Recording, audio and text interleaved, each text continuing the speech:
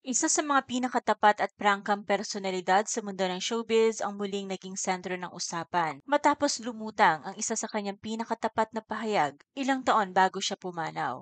Sa isang post ni Lolit Solis sa Instagram noong August 23, 2020, ibinahagi niya ang isa sa kanyang mga pinaka-personal na dasal.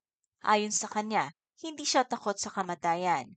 Ang tanging hiling lamang niya ay isang mapayapang pagpanaw na walang sakit. Sa kanyang mga salitang puno ng pananalig at katapatan, sinabi niya mga katagang, dasal ko kay Saint Teresa, yung painless death, yung hindi mo mararamdaman, yung bigla na lang.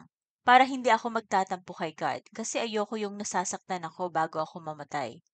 Hindi rin naiwasan ni Lolit na maibahagi ang kanyang matinding pagmamahal sa kanyang alagang aso na si Jok Jok. Sa parehong post, inamin ni Lolit na ayaw niyang iwan si Jok Jok kung sakaling dumating nga ang kanyang oras. Isa sa kanyang mga kahilingan na kapag siya ay namaalam, sana ay maisama rin niya sa kanyang cremation si Jok Jok upang hindi ito maiwang mag-isa. Ayon mismo sa kanyang mga salita, gusto ko talaga isama sa cremation si Jok Jok. Ayoko siyang maiwan kasi baka hindi niya ako matik mawala.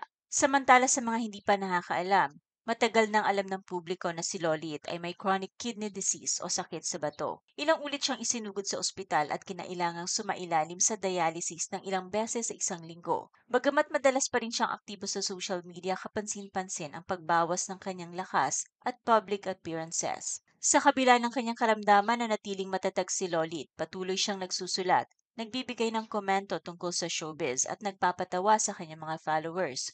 Ngunit sa likod ng mga post na puno ng sigla, naroon ang unti-unting paghina ng kanyang katawan hanggang sa dumating na nga ang araw ng kanyang paglisan.